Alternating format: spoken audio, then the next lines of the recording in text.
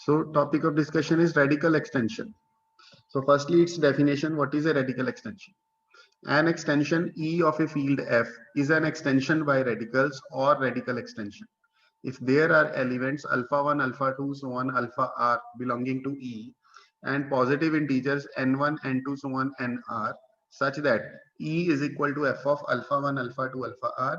where alpha 1 raised to power n1 belongs to f and alpha I raised to power ni belongs to f of alpha 1, so on up to alpha I minus 1,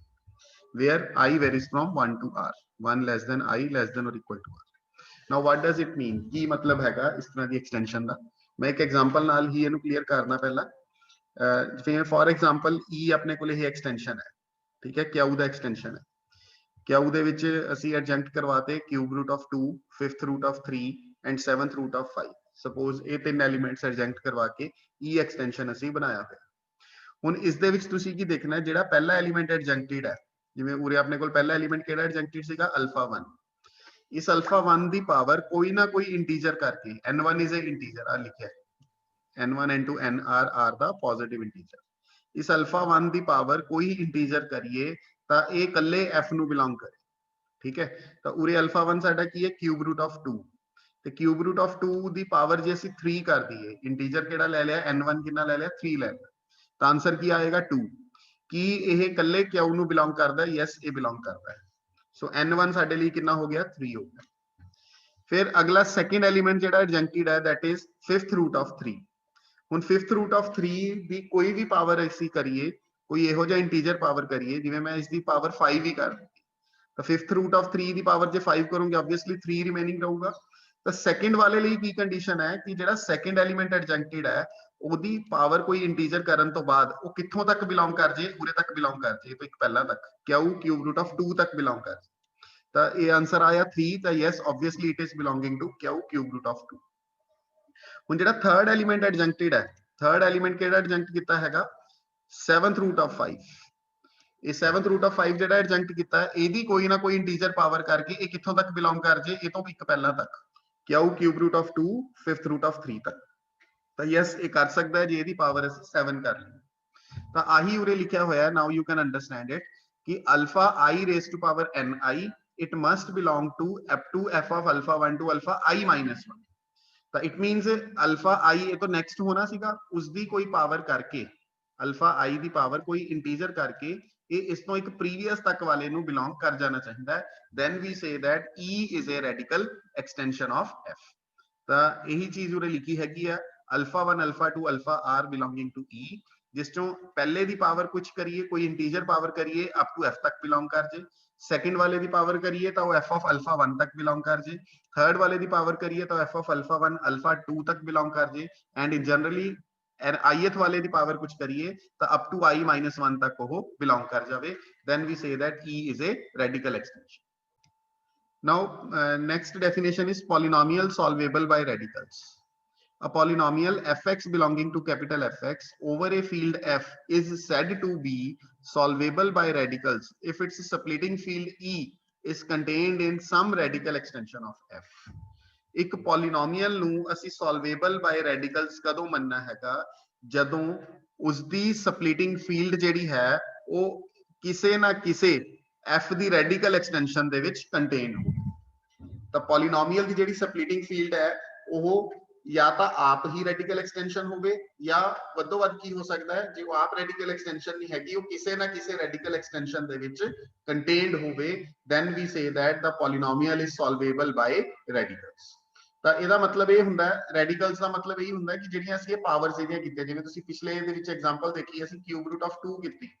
so this is a radical power of 2, 2 ਦੀ power 1/3,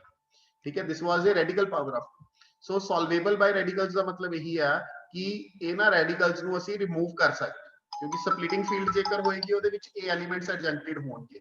ਜਿਵੇਂ ਕਿਊ ਦੇ ਵਿੱਚ ਅਸੀਂ cube root of 2 ਐਡਜੰਕਟ ਕੀਤਾ, fifth root of 3 ਐਡਜੰਕਟ ਕੀਤਾ ਹੋਇਆ ਸੀਗਾ, ਤਾਂ ਇਹਨਾਂ ਨੂੰ ਸੋਲਵੇਬਲ ਬਾਈ ਰੈਡੀਕਲਸ, ਇਹਨਾਂ ਦੀ ਕੁਛ ਨਾ ਕੁਛ ਪਾਵਰ ਕਰੀਏ ਔਰ ਇਹ ਸੋਲਵ ਹੋ ਜਾਣਾ ਐਲੀਮੈਂਟਸ। ਤਾਂ ਇਹਨਾਂ ਦੀਆਂ ਪਾਵਰਸ ਅਸੀਂ ਕਰੀਏ ਤਾਂ 2 ਦੀ ਪਾਵਰ 1/3 ਦਾ ਜੇ ਕਿਊਬ ਕਰਾਂਗੇ ਕਿਊ ਨੂੰ ਬਿਲੋਂਗ ਕਰ ਜੂਗਾ, fifth root of 5 the power ਜਦੋਂ ਅਸੀਂ 5 ਕਰਾਂਗੇ ਤਾਂ ਕਿਊ ਕਿਊਬ ਰੂਟ ਆਫ 2 ਤੱਕ ਬਿਲੋਂਗ ਕਰ। They note that a polynomial fx belonging to capital Fx is solvable by radicals if we can obtain every root of fx by using a finite sequence of operations of addition, subtraction, multiplication, division, and taking nth root starting with the elements of f. ਤਾਂ ਕਹਿੰਦਾ ਕੋਈ ਵੀ polynomial ਜਿਹੜੀ ਹੈ solvable by radicals ਕਦੋਂ ਹੋਏਗੀ। ਹੁਣ ਦੇਖੋ ਅਸੀਂ ਕੀ ਕਹਿ ਰਹੇ ਹਾਂ, ਇਸ ਦੀ ਜਿਹੜੀ ਸਪਲਿਟਿੰਗ ਫੀਲਡ ਹੈ, ਜਿਹੜੀ E ਸਪਲਿਟਿੰਗ ਫੀਲਡ ਹੈ, ਉਹ ਕਿਸੇ ਰੈਡੀਕਲ ਐਕਸਟੈਂਸ਼ਨ ਦੇ ਵਿੱਚ ਕੰਟੇਨਡ ਹੋਵੇ, ਯਾਨੀ ਕਿਸ ਟਾਈਪ ਦੀ ਐਕਸਟੈਂਸ਼ਨ ਦੇ ਵਿੱਚ ਕੰਟੇਨਡ ਹੋਵੇ, alpha 1 alpha 2 so on alpha. ਤਾਂ ਇਹ ਜਿਹੜੇ ਹੈਗੇ ਨੇ ਇਹ ਦੇ will be the sum of the roots of the polynomial, ਕਿਉਂਕਿ ਸਪਲਿਟਿੰਗ ਫੀਲਡ ਅਸੀਂ ਗੱਲ ਕਰ ਰਹੇ ਹਾਂ ਇਹਦੇ ਵਿੱਚ ਕੰਟੇਨਡ ਹੈ। ਤਾਂ ਇਹਨਾਂ ਵਿੱਚੋਂ ਕੁਝ ਕੁ ਜਿਹੜੇ ਹੈਗੇ ਨੇ ਉਹ ਪੋਲੀਨੋਮੀਅਲ ਦੇ ਜਿਹੜੇ ਹੈ ਰੂਟਸ ਹੋਣਗੇ। ਤਾਂ ਇਹ ਵਾਲੇ ਜਿਹੜੇ ਰੂਟਸ ਹੈ ਇਹਨਾਂ ਉੱਪਰ ਕੀ ਕੰਡੀਸ਼ਨ ਹੈ ਕਿ ਇਹਨਾਂ ਰੂਟਸ ਦੀ ਪਾਵਰ ਜਦੋਂ ਅਸੀਂ ਕਰੀਏ ਤਾਂ ਇਹ f ਨੂੰ ਬਿਲੋਂਗ ਕਰ ਜੇ ਅਲਫਾ 2 ਦੀ ਪਾਵਰ ਅਸੀਂ ਕਰੀਏ ਕੁਝ ਤਾਂ ਇਹ f ਆਫ ਅਲਫਾ 1 ਤੱਕ ਬਿਲੋਂਗ ਕਰ ਜੇ, ਇਹ ਚੀਜ਼ ਹੈ।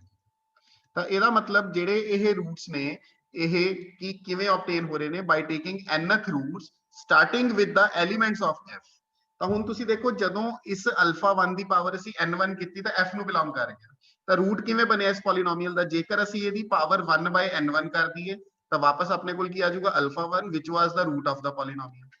ਤਾਂ ਇਸ ਤਰ੍ਹਾਂ ਇਹਦਾ ਮਤਲਬ ਕੀ ਹੈ ਕਿ ਜਿਹੜੇ ਪੋਲੀਨੋਮੀਅਲ ਦੇ ਰੂਟਸ ਹੈਗੇ ਨੇ ਉਹ ਕਿਵੇਂ ਆਬਟੇਨ ਕੀਤੇ ਜਾ ਸਕਦੇ ਆ, ਜਿਹੜੇ f ਦੇ ਐਲੀਮੈਂਟਸ ਹੈ ਉਹਨਾਂ ਦੇ ਕੋਈ nth ਰੂਟਸ ਕਰ ਲਓ, ਉਹਨਾਂ ਦੇ ਕੋਈ ਸਬਟ੍ਰੈਕਸ਼ਨਸ ਕਰ ਲਓ, ਕੋਈ ਮਲਟੀਪਲੀਕੇਸ਼ਨਸ, ਕੋਈ ਡਿਵੀਜ਼ਨ, ਇਸ ਤਰ੍ਹਾਂ ਦੇ ਆਪਰੇਸ਼ਨਸ ਕਰੋਗੇ ਤਾਂ ਤੁਹਾਨੂੰ ਪੋਲੀਨੋਮੀਅਲ ਦੇ ਰੂਟਸ ਜਿਹੜੇ ਹੈ ਆਬਟੇਨ ਹੋ ਜਾਣਗੇ। ਜਿਵੇਂ ਮੈਂ ਉਰੇ ਤੁਹਾਨੂੰ ਇੱਕ ਐਗਜ਼ਾਮਪਲ ਦੇ ਵਿੱਚ ਕਿਵੇਂ ਦੱਸਿਆ ਕਿ ਅਲਫਾ 1 ਦੀ ਪਾਵਰ n1 ਇਹ f ਨੂੰ ਬਿਲੋਂਗ ਕਰਦਾ ਸੀ ਐਲੀਮੈਂਟ, ਔਰ ਇਸ ਐਲੀਮੈਂਟ ਦੀ ਪਾਵਰ ਜੇ ਅਸੀਂ 1 ਬਾਈ n1 ਕੀਤੀ ਤਾਂ ਅਲਫਾ 1 ਆ ਗਿਆ ਜਿਹੜਾ ਕਿ ਪੋਲੀਨੋਮੀਅਲ ਦਾ ਰੂਟ ਸੀਗਾ, ਯਾਨੀ ਕਿ nth ਰੂਟ ਲੈ ਕੇ ਪੋਲੀਨੋਮੀਅਲ ਦਾ ਰੂਟ ਜਿਹੜਾ ਹੈਗਾ ਆਬਟੇਨ ਹੋ ਗਿਆ f ਦੇ ਐਲੀਮੈਂਟ ਦਾ nth ਰੂਟ ਲੈ ਕੇ। ਤਾਂ ਇਸ ਤਰ੍ਹਾਂ ਕੋਈ ਵੀ ਜਿਹੜੀ ਪੋਲੀਨੋਮੀਅਲ ਹੈ ਜੇ ਅਸੀਂ ਚੈੱਕ ਕਰਨੀ ਹੈ ਸੋਲਵੇਬਲ ਬਾਈ ਰੈਡੀਕਲਸ ਹੈ ਤਾਂ ਉਹਦੇ ਰੂਟਸ ਜਿਹੜੇ ਹੈਗੇ ਨੇ ਬਸ ਇਹੀ ਚੀਜ਼ ਹੈ ਕਿ ਉਹਨਾਂ ਦੇ ਰੂਟਸ ਦੀਆਂ ਕੋਈ ਇੰਟੀਜਰ ਪਾਵਰ ਜਦੋਂ ਅਸੀਂ ਕਰਾਂਗੇ ਉਹ ਵਾਪਸ ਉਸੇ ਫੀਲਡ ਨੂੰ ਬਿਲੋਂਗ ਕਰਦੇ ਹੋਣਗੇ ਤਾਂ ਪੋਲੀਨੋਮੀਅਲ ਜਿਹੜੀ ਹੈ ਸੋਲਵੇਬਲ ਬਾਈ ਰੈਡੀਕਲਸ ਹੋਏਗੀ।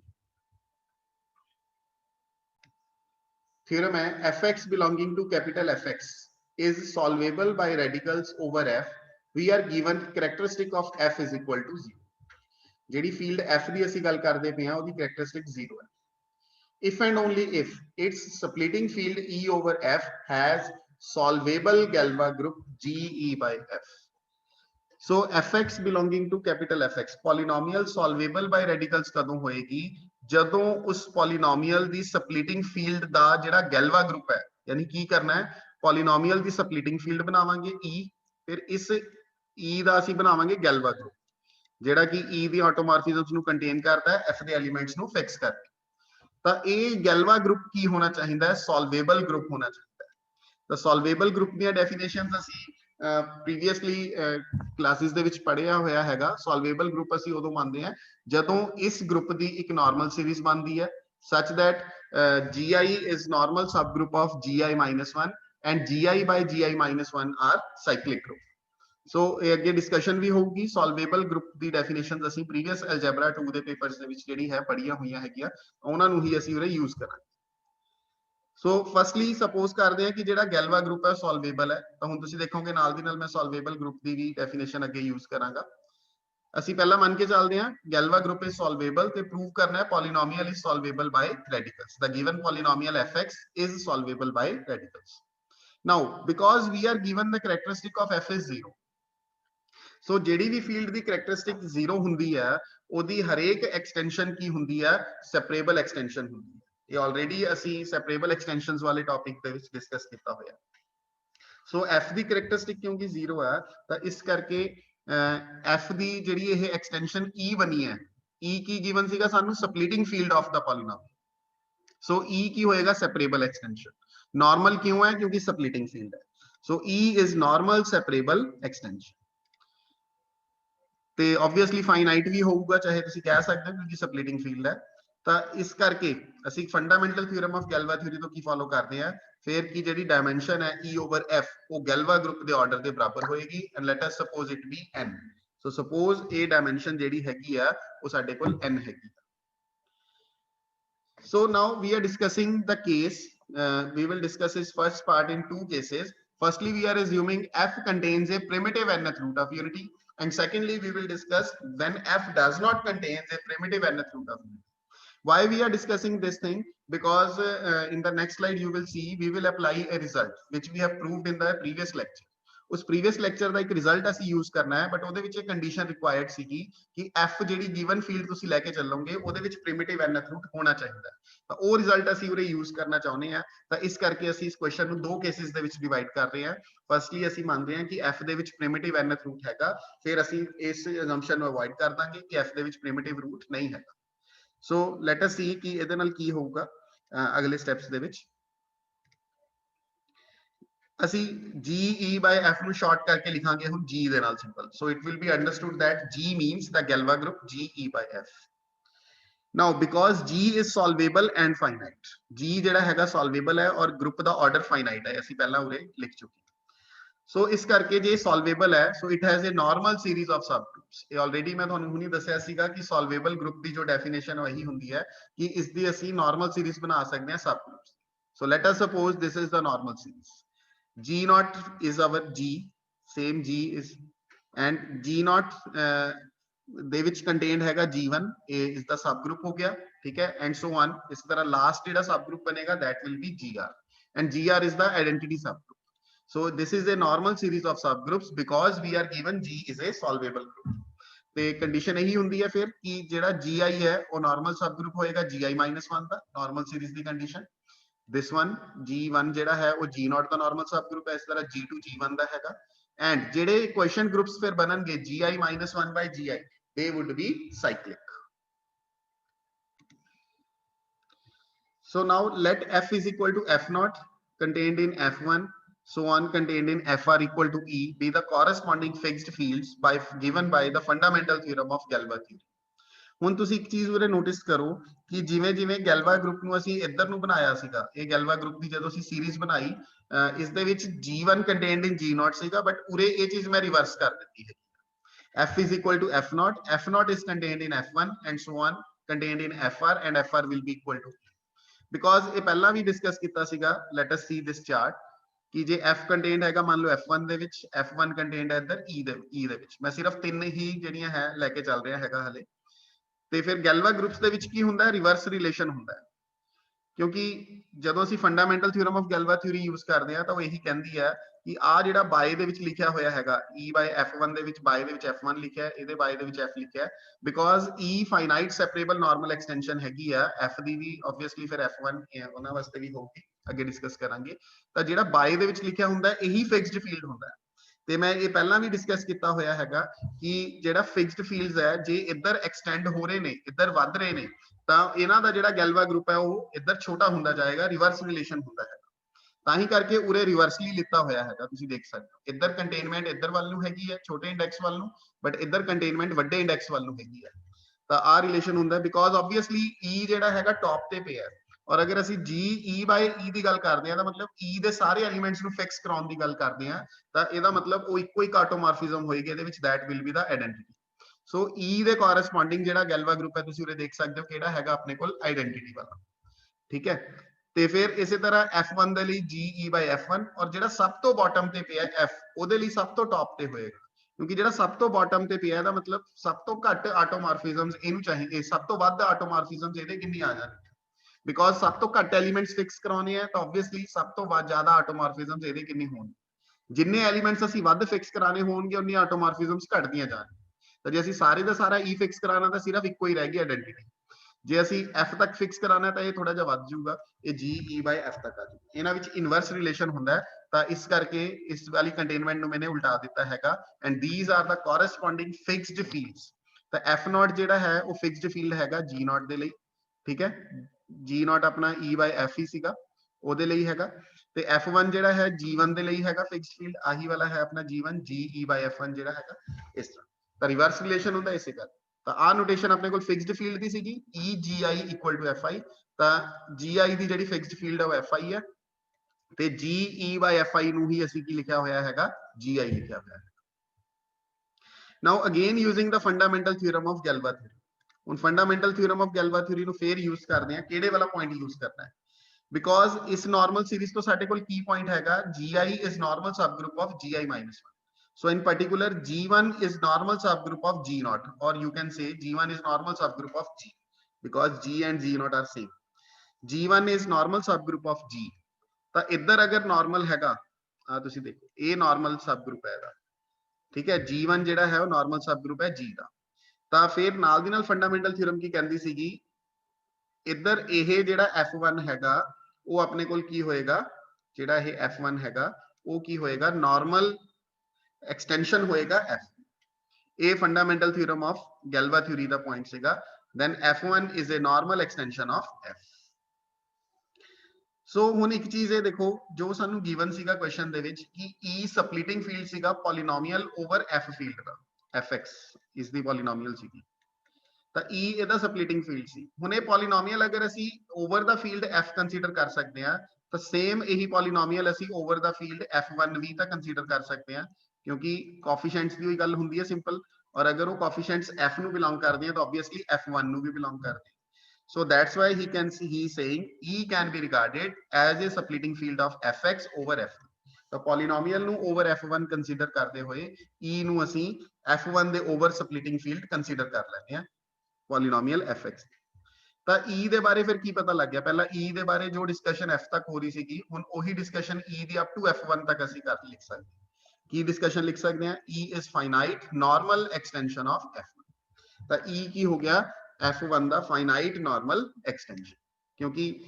splitting field बन गया Fx polynomial ਦਾ normal extension है and obviously फिर finite। Similarly ਹੁਣ ਇਹੀ ਡਿਸਕਸ਼ਨ ਫਿਰ ਕੰਟੀਨਿਊ ਕਰਦੇ ਹਾਂ, ਪਹਿਲਾਂ ਸਿਰਫ ਇੱਥੋਂ ਤੱਕ ਡਿਸਕਸ ਕੀਤਾ ਸੀ G0 ਤੇ G1 ਦੇ ਵਿੱਚ, ਠੀਕ ਹੈ। ਹੁਣ ਅੱਗੇ ਵੱਧਦੇ ਹਾਂ, ਉਰੇ G2 ਆ ਗਿਆ, ਹੁਣ G2 ਤੇ G1 ਬਾਰੇ ਡਿਸਕਸ ਕਰਾਂਗੇ। Similarly G2 is a normal subgroup of G1, ਠੀਕ ਹੈ। ਸੇਮ ਇਹੀ ਚਾਰਟ ਨੂੰ ਮੈਂ ਕੰਟੀਨਿਊ ਕਰਦਾ ਹੁਣ, ਤੁਸੀਂ ਦੇਖ ਸਕਦੇ ਹੋ F1 ਤੋਂ ਅਗਲੀ ਸਟੇਜ ਦੇ ਉੱਪਰ ਆ ਗਏ ਸੀ, F1 ਤੋਂ F2 ਫਿਰ E ਤੱਕ, ਇਹੀ ਡਾਇਗਰਾਮ ਸੇਮ ਬਣਾ ਰਹੇ ਹੈਗੇ ਅਸੀਂ। ਤਾਂ E ਵਾਲਾ ਉਹੀ ਆਇਡੈਂਟੀਟੀ ਆਟੋਮੋਰਫਿਜ਼ਮ ਦਾ ਗਰੁੱਪ ਹੈਗਾ, ਇਹਦਾ ਸਭ ਤੋਂ ਬਾਟਮ ਤੇ ਹੋਏਗਾ F2 ਦਾ, ਫਿਰ F1 ਸਭ ਤੋਂ ਨੀਚੇ ਹੈ ਤਾਂ ਇਸ ਕਰਕੇ ਇਹਦਾ ਇੱਥੇ ਹੋਏਗਾ। ਐਂਡ ਉਹੀ ਫੇਰ ਕਨਸੈਪਟ ਹੈਗਾ, ਬਿਕੋਜ਼ G2 ਇਹ ਆਪਣਾ G2 ਹੈ, E by F2 ਜਿਹੜਾ ਲਿਖਿਆ ਹੋਇਆ ਦਿਸ ਇਜ਼ G2, ਇਹ ਨਾਰਮਲ ਸਬ ਗਰੁੱਪ ਹੈ G1 ਦਾ,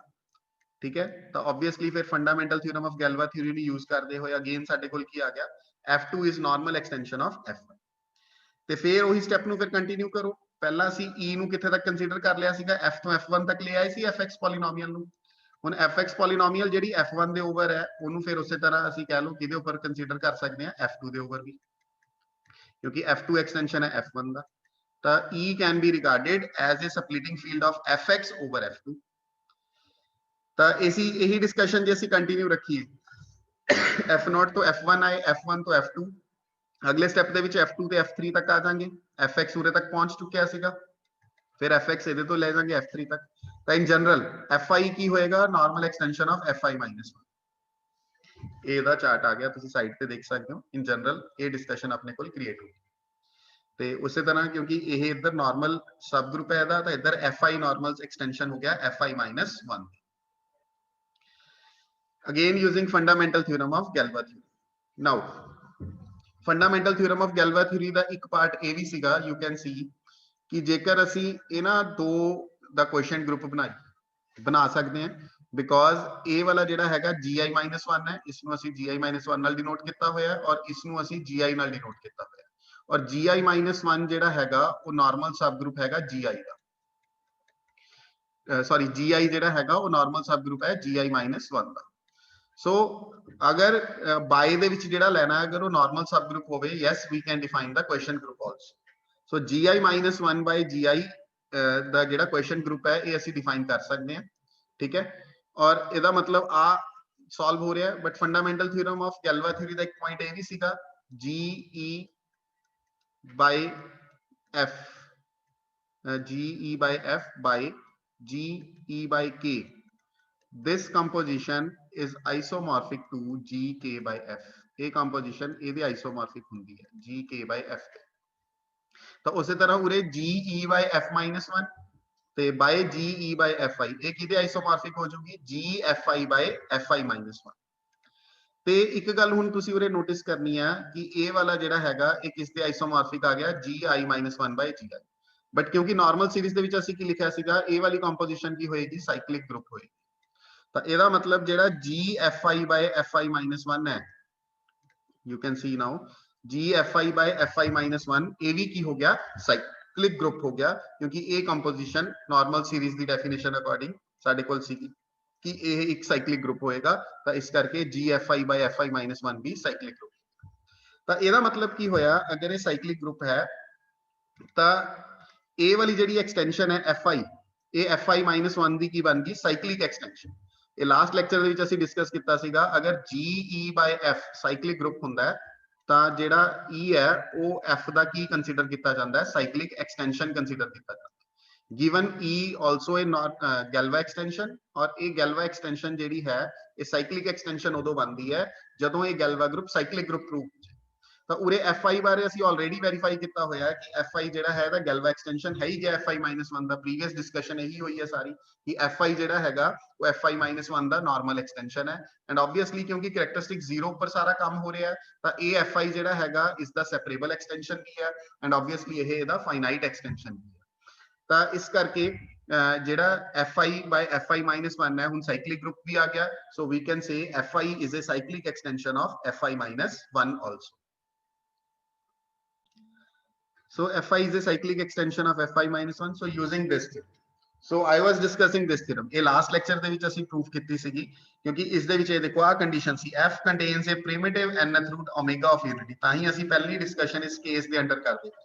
ਕਿ F ਜਿਹੜਾ ਹੈਗਾ ਉਹ primitive nth root ਨੂੰ ਅਗਰ ਕੰਟੇਨ ਕਰੇਗਾ ਤਾਂ ਹੁਣ ਇਹ ਰਿਜ਼ਲਟ ਅਸੀਂ ਕਿਉਂਕਿ ਉਰੇ ਅਪਲਾਈ ਕਰਨਾ ਸੀ ਤਾਂ ਇਸ ਰਿਜ਼ਲਟ ਦੇ ਵਿੱਚ ਦੋ ਪੁਆਇੰਟਸ ਨੂੰ ਅਸੀਂ ਇਕੁਇਵਲੈਂਟ ਪ੍ਰੂਫ ਕੀਤਾ ਸੀ। E is a finite cyclic extension of degree n over F, E is the splitting field of an irreducible polynomial।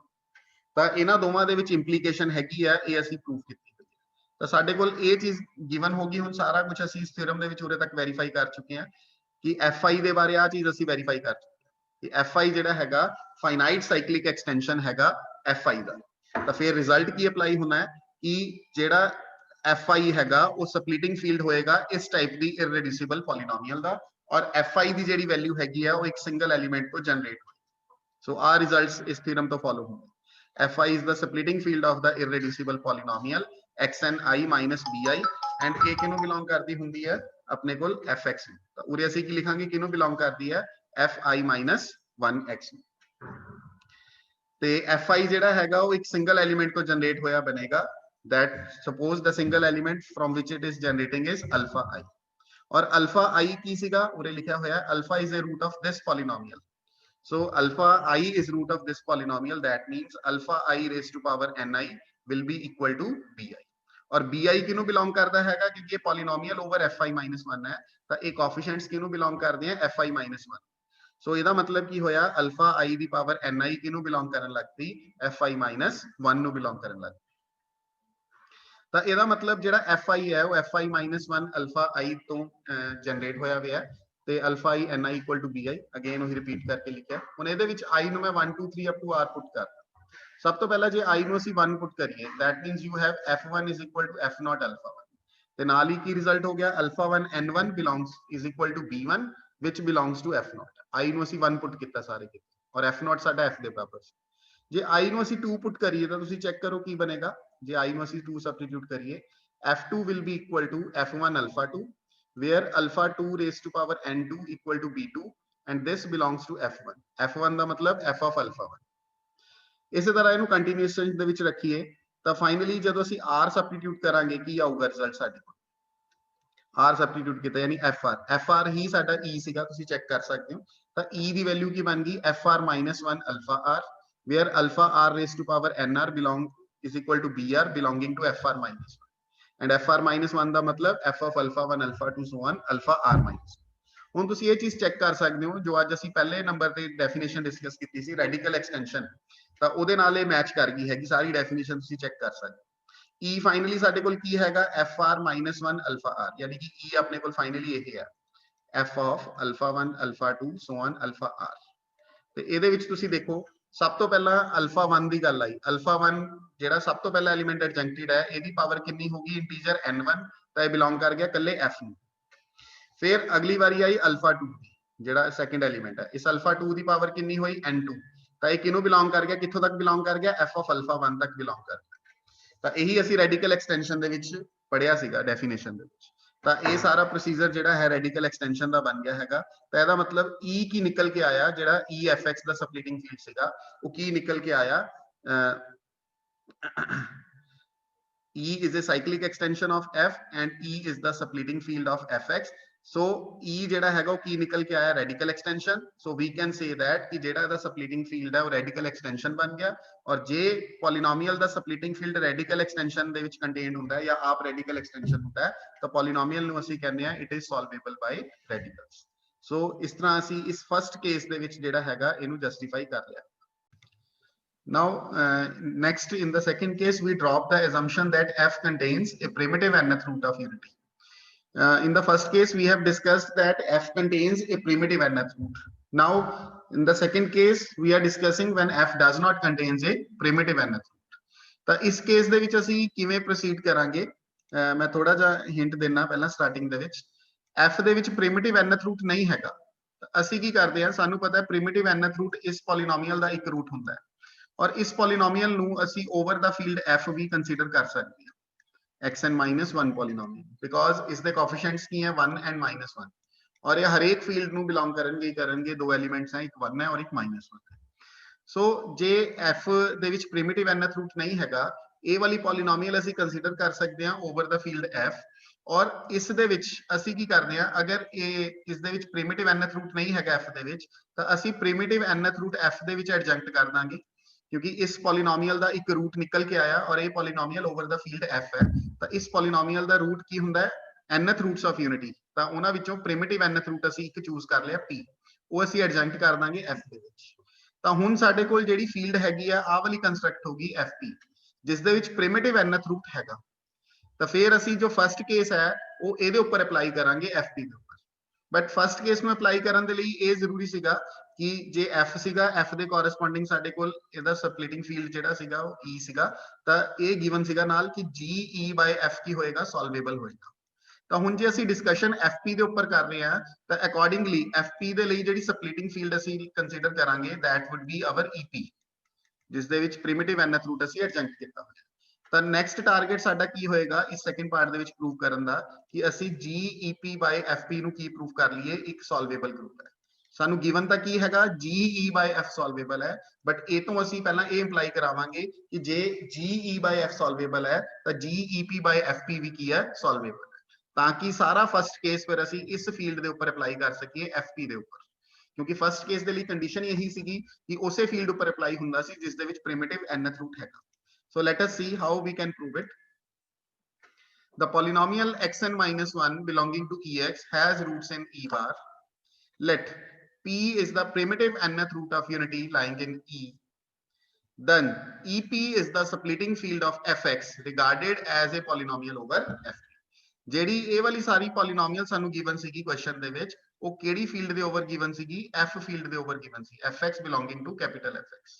but fp ਜਿਹੜਾ ਹੈਗਾ ਉਹ f ਦਾ ਹੀ ਐਕਸਟੈਂਸ਼ਨ ਹੈ fp is a extension of f p ਕੀ ਹੈ primitive nth root ਜਿਹੜਾ ਅਸੀਂ ਐਡਜੰਕਟ ਕੀਤਾ f ਦੇ ਵਿੱਚ और अगर इस पॉलिनोमियल ਨੂੰ ਅਸੀਂ ओवर द फील्ड f कह रहे हैं इस पॉलिनोमियल ਨੂੰ अगर ਅਸੀਂ ओवर द फील्ड f कह रहे हैं ਤਾਂ ਸੇਮ ਇਹੀ polynomial over the field fp ਵੀ ਕਹੀ ਜਾ ਸਕਦੀ ਹੈ ਕਿਉਂਕਿ ਇਹ ਇਹਦੀ ਐਕਸਟੈਂਸ਼ਨ ਹੈ so that's why he says fx regarded as a polynomial over fp ਤਾਂ ਇਸ ਦਾ ਸਪਲਿਟਿੰਗ ਫੀਲਡ ਕੌਣ ਬਣ ਗਿਆ ਫਿਰ ep ਕਿਉਂਕਿ ਸਾਨੂੰ ਪਤਾ ਹੈਗਾ ਕਿ ਜਦੋਂ ਪੋਲੀਨੋਮੀਅਲ ਓਵਰ f ਅਸੀਂ ਕੰਸੀਡਰ ਕੀਤੀ ਉਦੋਂ ਸਪਲਿਟਿੰਗ ਫੀਲਡ ਕੌਣ ਸੀਗਾ e ਸੀਗਾ ਹੁਣ ਅਸੀਂ ਪੋਲੀਨੋਮੀਅਲ ਓਵਰ fp ਕੰਸੀਡਰ ਕਰ ਰਹੇ ਹਾਂ ਤਾਂ ਅਕੋਰਡਿੰਗਲੀ ਜਿਹੜਾ ਸਪਲਿਟਿੰਗ ਫੀਲਡ ਹੈਗਾ ਉਹ ਕੌਣ ਬਣ ਗਿਆ ਆਪਣੇ ਕੋਲ ep so ep is the splitting field of fx regarded as a polynomial over fp ਤੇ ਹੁਣ ਅਗਲੀ ਗੱਲ ਜਿਹੜੀ ਮੈਂ ਤੁਹਾਨੂੰ ਦੱਸੀ ਸੀਗੀ ਕਿ ਇਹਦਾ ਮਤਲਬ ਹੁਣ ਨੈਕਸਟ ਅਗਰ ਅਸੀਂ ਉਰੇ ਕੇਸ 1 ਨੂੰ ਹੀ ਯੂਜ਼ ਕਰਨਾ ਚਾਹੁੰਦੇ ਹਾਂ ਕਿਉਂਕਿ f ਤੋਂ ਅਸੀਂ fp ਤੱਕ ਪਹੁੰਚ ਗਏ fp ਕੋਲ ਪ੍ਰਿਮਿਟਿਵ nth ਰੂਟ ਹੈਗਾ ਫਸਟ ਕੇਸ ਦੀ ਇੱਕ ਕੰਡੀਸ਼ਨ ਅਸੀਂ ਵੈਰੀਫਾਈ ਕਰ ਲਈ ਕਿ ਉਹ ਵਾਲੀ ਫੀਲਡ ਅਸੀਂ ਕੰਸਟਰਕਟ ਕਰ ਲਈ ਜਿਸ ਦੇ ਵਿੱਚ ਪ੍ਰਿਮਿਟਿਵ nth ਰੂਟ ਹੈਗਾ ਹੁਣ ਅਸੀਂ ਕੀ ਕਰਨਾ ਚਾਹੁੰਦੇ ਹਾਂ ਕਿ ਜਿਹੜਾ gep/fp ਹੈ ਇਹਨੂੰ ਅਸੀਂ ਪ੍ਰੂਵ ਕਰ ਲਈਏ ਇਹ ਵੀ ਇੱਕ ਸੋਲਵੇਬਲ ਗਰੁੱਪ ਹੈ ਜੋ ਫਸਟ ਕੇਸ ਦੀ ਸੈਕੰਡ ਕੰਡੀਸ਼ਨ ਸੀ ਕਿ ਜਿਹੜਾ ਗੈਲਵਾ ਗਰੁੱਪ ਹੈ ਉਹ ਸੋਲਵੇਬਲ ਹੋਣਾ ਚਾਹੀਦਾ ਸੀ ਅਕੋਰਡਿੰਗਲੀ ਤਾਂ ਉਰੇ ਅਕੋਰਡਿੰਗਲੀ ਗੈਲਵਾ ਗਰੁੱਪ ਕਿਹੜਾ ਬਣੇਗਾ ep/fp ਤਾਂ ਉਹਦੇ ਲਈ ਹੁਣ ਇਹ ਡਿਸਕਸ਼ਨ ਹੋ ਰਹੀ ਹੈ ਸਾਡੀ ਨੈਕਸਟ ਜਿਹੜੀ ਹੋ ਰਹੀ ਹੈ ਤਾਂ ਹੁਣ ਉਸ ਨੂੰ ਕਿਵੇਂ ਵੈਰੀਫਾਈ ਕਰਨਾ ਹੈ ਇਹ ਦੇਖੋ any fp automorphism sigma of ep fp automorphism sigma of ep ਦਾ ਮਤਲਬ ਹੋ ਗਿਆ ਕਿ ਜਿਹੜਾ ਸਿਗਮਾ ਹੈਗਾ ਉਹ ਕਿਹਨੂੰ ਬਿਲੋਂਗ ਕਰ ਰਿਹਾ ਹੈਗਾ gep/fp ਨੂੰ ਬਿਲੋਂਗ ਕਰ ਰਿਹਾ ਹੈਗਾ ਠੀਕ ਹੈ ਕਿਉਂਕਿ ਇਹ सिग्मा जिहड़ा हैगा ऑटोमॉर्फिज्म किहदा ईपी दा एंड एफपी ऑटोमॉर्फिज्म है एफपी ऑटोमॉर्फ मतलब यही हुंदा सीगा कि एफपी दे एलिमेंट्स नु फिक्स करन वाला है तो सिग्मा इहदा मेंबर है will leave the coefficient of the polynomial fx unaltered. Yes, it is so because fx ਅਸੀਂ ਕਿਹਦੇ ਓਵਰ ਬਿਲੋਂਗ ਕਰਦੀ ਹੋਈ ਲੈ ਰਹੇ ਹਾਂ fp ਨੂੰ ਬਿਲੋਂਗ ਕਰਦੀ ਹੈ fp ਨੂੰ ਕੰਸੀਡਰ ਕਰ fx ਪੋਲੀਨੋਮੀਅਲ ਨੂੰ ਕੰਸੀਡਰ ਕਰ ਰਹੇ ਹਾਂ ਓਵਰ ਦਾ ਫੀਲਡ fp ਤਾਂ ਇਹਦੇ ਸਾਰੇ ਕੋਐਫੀਸ਼ੀਐਂਟ ਕਿਹਨੂੰ ਬਿਲੋਂਗ ਕਰਦੇ ਆ fp ਨੂੰ ਔਰ fp ਦੇ ਐਲੀਮੈਂਟਸ ਨੂੰ ਸਿਗਮਾ ਨੇ ਕੀ ਕਰਨਾ ਹੈ ਫਿਕਸ ਕਰਨਾ ਹੈ ਸੋ fx ਜਿਹੜੀ ਹੈਗੀ ਹੈ ਉਹ ਇਸ ਦੇ ਸਾਰੇ ਕੋਐਫੀਸ਼ੀਐਂਟਸ ਜਿਹੜੇ ਹੈਗੇ ਆ ਅਨਅਲਟਰਡ ਹੀ ਰਹਿਣਗੇ sigma will leave the coefficient of the polynomial fx unaltered. Now for any automorphism sigma gep by fp ਹੁਣ ਇਹੀ ਵਾਲਾ ਜਿਹੜਾ ਸਿਗਮਾ ਹੈਗਾ ਇਸ ਨੂੰ ਅਸੀਂ gep by fp ਨੂੰ ਬਿਲੋਂਗ ਕਰਦਾ ਜਿਹੜਾ ਲਿੱਤਾ ਹੈ that means ਇਸ ਦੀ ਜਿਹੜੀ ਡੋਮੇਨ ਹੈ ਸਿਗਮਾ ਦੀ ਉਹ ਆਪਣੇ ਕੋਲ ep ਹੈਗੀ ਹੈ ਡੋਮੇਨ ਵੀ ਔਰ ਰੇਂਜ ਆਟੋਮੋਰਫਿਜ਼ਮ ਹੈ ਤੇ ਇਸ ਸਿਗਮਾ ਨੂੰ ਅਸੀਂ ep ਤੋਂ ep ਲੈ ਰਹੇ ਹਾਂ ਹੁਣ ਇਸ ਸਿਗਮਾ ਦੀ ਅਸੀਂ ਕਰ ਦਿੰਦੇ ਹਾਂ ਰਿਸਟ੍ਰਿਕਸ਼ਨ ਕਰਨ ਦਾ ਮਤਲਬ ਹੁੰਦਾ ਹੈ ਇਹਦੀ ਡੋਮੇਨ ਜਿਹੜੀ ਹੈਗੀ ਅਸੀਂ ਛੋਟੀ ਕਰ ਦਿੰਦੇ ਹਾਂ ਇਹਦੀ ਡੋਮੇਨ ਛੋਟੀ ਕੀਤੀ ਇਹ ਮੈਪ ਇੱਥੋਂ ਦੀ ਇੱਥੇ ਤੱਕ ਕੰਸੀਡਰ ਕੀਤਾ ਜਾ ਸਕਦਾ ਹੈ E ਤੋਂ ਲੈ ਕੇ EP ਤੱਕ ਡੋਮੇਨ ਨੂੰ ਛੋਟਾ ਕਰਤਾ ਔਰ EP ਨੂੰ ਫਰਦਰ ਅਸੀਂ ਕੰਸੀਡਰ ਕਰ ਸਕਦੇ ਹਾਂ it will be contained in E bar so sigma restriction E ਜਿਹੜਾ ਮੈਪ ਹੈਗਾ ਉਹ ਆਪਣਾ ਕਿੱਥੋਂ ਦੇ ਕਿੱਥੇ ਤੱਕ ਤੁਸੀਂ ਅਸਿਊਮ ਕਰ ਸਕਦੇ ਹੋ E ਤੋਂ E ਬਾਰ ਤੱਕ ਯਾਨੀ ਕਿ ਇਹ E ਤੋਂ E ਬਾਰ ਤੱਕ ਤੁਸੀਂ ਇਹ ਕਹਿ ਸਕਦੇ ਹੋ ਐਮਬੈਡਿੰਗ ਹੈ ਔਰ ਇਹ ਐਸੀ ਐਮਬੈਡਿੰਗ ਹੈਗੀ ਆ ਜਿਹੜੀ ਕਿ ਕਿਉਂਕਿ sigma EP by FP fp ਦੇ ਐਲੀਮੈਂਟਸ ਨੂੰ ਫਿਕਸ ਕਰਦਾ ਸੀਗਾ ਯਾਨੀ f ਦੇ ਐਲੀਮੈਂਟਸ ਨੂੰ ਵੀ ਫਿਕਸ ਕਰਦਾ ਸੀ ਐਸ ਵੈਲ ਐਸ ਜਿਹੜਾ ਪ੍ਰਿਮਿਟਿਵ ਰੂਟ p ਹੈ ਉਹਨੂੰ ਵੀ ਫਿਕਸ ਕਰਦਾ ਸੀ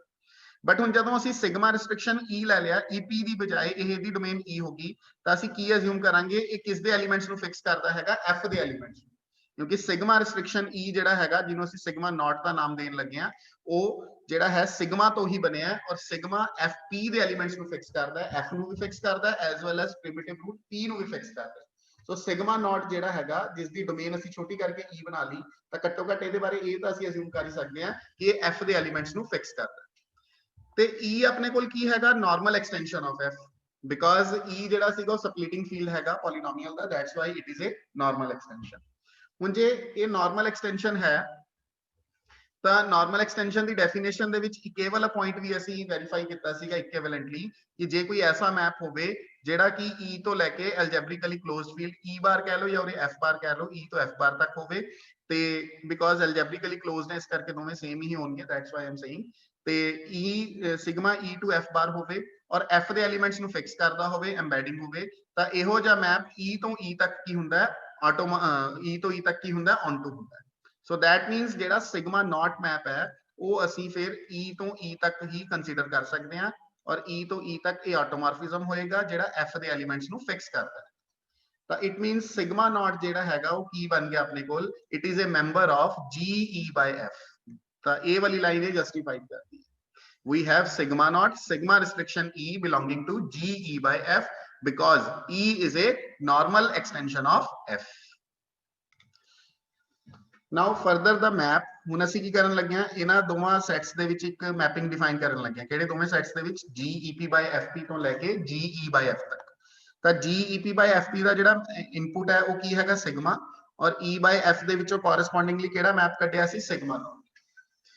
this map इसनू ਅਸੀਂ obviously ਉਰੇ ਕੈਲਕੂਲੇਸ਼ਨ ਚ ਅਸੀਂ ਵੈਰੀਫਾਈ ਕਰਕੇ ਨਹੀਂ ਦਿਖਾ ਰਹੇ you can easily verify it ਕਿਉਂਕਿ ਸਿਗਮਾ ਦੀ restriction ਹੀ ਹੈ ਸਿਗਮਾ ਨੋਟ ਤਾਂ easily you can verify it that this map should be a 1-1 homomorphism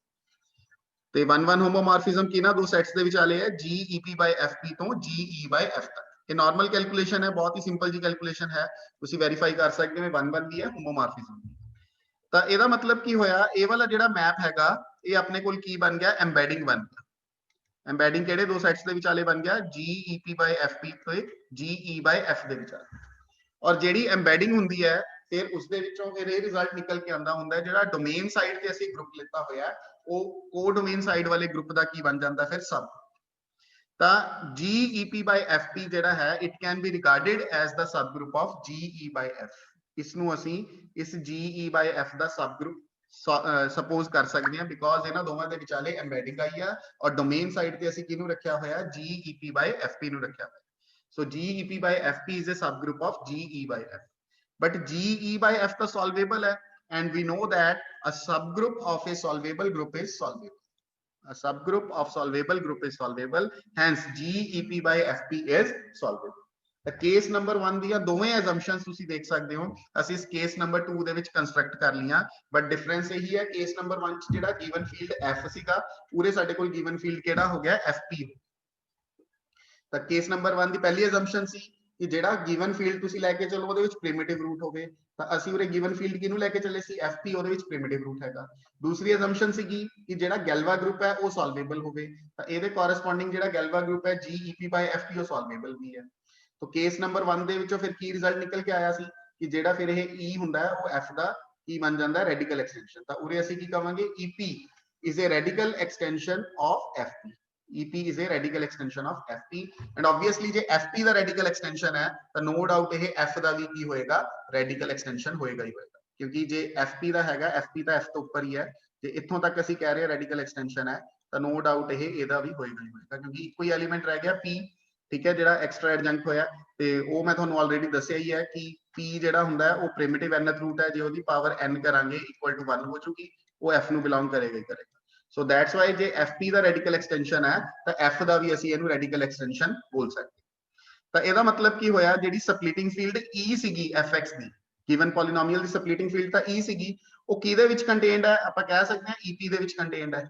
ਔਰ EP ਕੀ ਹੈ, ਰੈਡੀਕਲ ਐਕਸਟੈਂਸ਼ਨ। ਜੇ ਪੋਲੀਨੋਮੀਅਲ ਦੀ ਸਪਲਿਟਿੰਗ ਫੀਲਡ ਕਿਸੇ ਰੈਡੀਕਲ ਐਕਸਟੈਂਸ਼ਨ ਦੇ ਵਿੱਚ ਕੰਟੇਨਡ ਹੋ ਜੇ ਤਾਂ ਅਸੀਂ ਕੀ ਕਹਿੰਦੇ ਆ, the polynomial is solvable by radicals, ਔਰ ਇਹੀ ਅਸੀਂ ਵੈਰੀਫਾਈ ਕਰਨਾ ਸੀ। Now the converse part.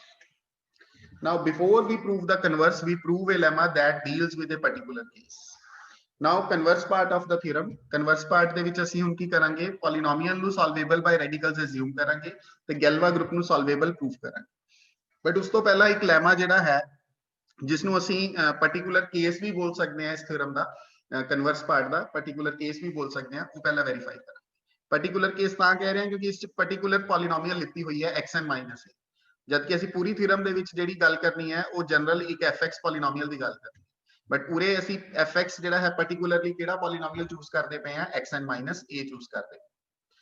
So let E is the splitting field of xn minus a belonging to fx, then GE by f is solvable group।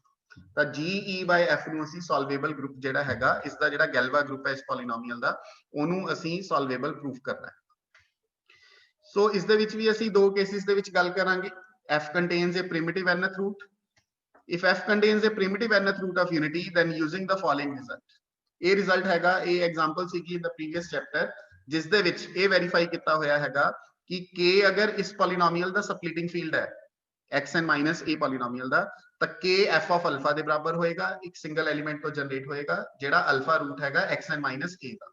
ਤੇ ਜਿਹੜਾ ਗੈਲਵਾ group ਬਣੇਗਾ GK by f, ਇਸ polynomial ਦਾ ਜਿਹੜਾ ਗੈਲਵਾ group ਬਣੇਗਾ ਉਹ ਕੀ ਹੋਏਗਾ, ਐਬਿਲੀਅਨ ਹੋਏਗਾ। ਤਾਂ ਉਰੇ ਵੀ ਤਾਂ ਅਸੀਂ ਸੇਮ ਆਹੀ ਪੋਲੀਨੋਮੀਅਲ ਕੰਸੀਡਰ ਕੀਤੀ ਹੋਈ ਹੈ, ਔਰ ਇਸ ਪੋਲੀਨੋਮੀਅਲ ਦਾ ਸਪਲਿਟਿੰਗ ਫੀਲਡ ਕਿਹਨੂੰ ਲਿੱਤਾ ਹੋਇਆ ਹੈ, E ਨੂੰ ਲਿੱਤਾ ਹੋਇਆ। So according to this result, we have GE by f is abelian। ਇਸ ਪੋਲੀਨੋਮੀਅਲ ਦਾ Galois group GE by f abelian ਹੈ, ਔਰ abelian group is always solvable, ਇਹ ਅਸੀਂ ਪੜਿਆ ਹੋਇਆ। So GE by f अगर abelian है तो solvable हो गया, तो फर्स्ट केस की जेडी कैलकुलेशन है ये उरे ही अपनी स्टॉप होगी, hence hence the Galois group GE by f is solvable। So now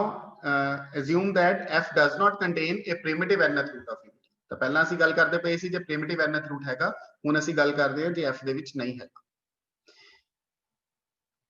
ਤੇ ਫਿਰ ਉਸੇ ਤਰ੍ਹਾਂ ਹੀ ਕੰਮ ਕਰਾਂਗੇ। ਜੇ f ਦੇ ਵਿੱਚ ਨਹੀਂ ਹੈਗਾ, p belonging to f bar is a generator of the cyclic group of nth roots of unity। ਤਾਂ ਸਾਈਕਲਿਕ ਗਰੁੱਪ ਦਾ ਜਨਰੇਟਰ ਹੋਣ ਦਾ ਮਤਲਬ ਇਹੀ ਹੁੰਦਾ ਹੈ, nth roots of unity ਵਾਲਾ ਜਿਹੜਾ ਸਾਈਕਲਿਕ ਗਰੁੱਪ ਹੈ ਉਹਦੇ ਜਨਰੇਟਰ ਹੋਣ ਦਾ ਮਤਲਬ ਇਹੀ ਹੁੰਦਾ ਹੈ ਕਿ ਜਿਹੜਾ ਇਹ p ਹੈ ਇਹ ਪ੍ਰਿਮਿਟਿਵ nth ਰੂਟ ਹੈ, ਕਿਉਂਕਿ ਪ੍ਰਿਮਿਟਿਵ nth ਰੂਟਸ ਹੀ ਜਨਰੇਟਰ ਬਣ ਸਕਦੇ ਆ ਉਹਨਾਂ ਦੇ। ਸਭ p ਅਸੀਂ ਉਰੇ ਇੱਕ ਸਿਲੈਕਟ ਕਰਦੇ ਪਏ ਆ ਜਿਹੜਾ ਕੀ ਜਨਰੇਟਰ ਹੈਗਾ ਇਸ ਸਾਈਕਲਿਕ ਗਰੁੱਪ ਦਾ, ਤੇ xn minus a ਪੋਲੀਨੋਮੀਅਲ ਦਾ ਇੱਕ ਰੂਟ ਅਸੀਂ ਅਸਿਊਮ ਕਰ ਲਿਆ, ਜਿਹੜੀ ਗਿਵਨ ਪੋਲੀਨੋਮੀਅਲ ਹੈ ਉਸ ਦਾ ਇੱਕ ਰੂਟ ਅਸੀਂ ਅਸਿਊਮ ਕਰ ਲਿਆ b। ਹੁਣ ਇਸ ਪੋਲੀਨੋਮੀਅਲ ਦਾ ਇੱਕ ਰੂਟ ਅਗਰ b ਹੈ, ਇਸ ਦੇ ਬਾਕੀ ਦੇ ਰੂਟਸ ਅਗਰ ਤੁਸੀਂ ਫਾਈਂਡ ਕਰਨੇ ਹੋਣ, ਦੇਖੋ ਕਿਵੇਂ ਫਾਈਂਡ ਕਰਦੇ ਹੋ।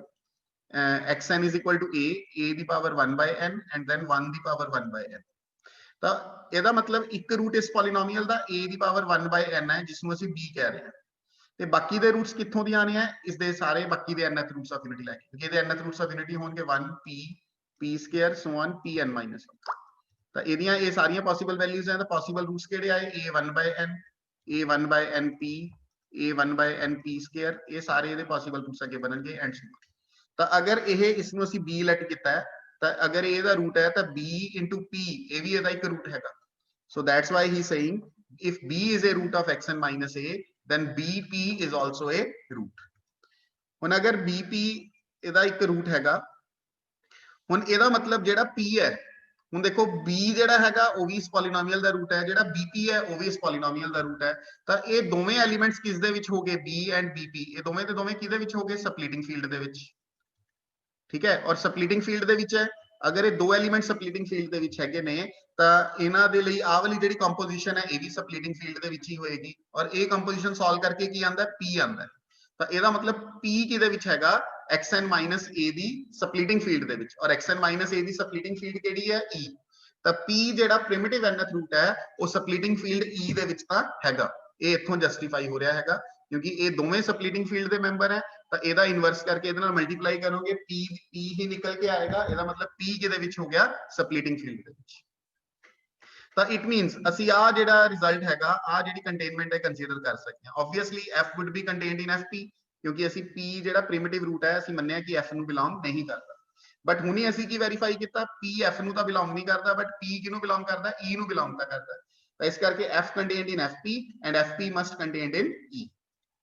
ਤਾਂ ਇਹ ਰਿਲੇਸ਼ਨ ਸਾਡੇ ਕੋਲ ਬਣੇਗੀ। ਤੇ fp ਜਿਹੜਾ ਹੈਗਾ ਉਹ normal extension of f consider ਕੀਤਾ ਜਾ ਸਕਦਾ ਹੈ ਬਿਕੋਜ਼ fp ਇਸ ਪੋਲੀਨੋਮੀਅਲ ਦਾ ਸਪਲਿਟਿੰਗ ਫੀਲਡ ਹੈ xn minus 1 ਦਾ।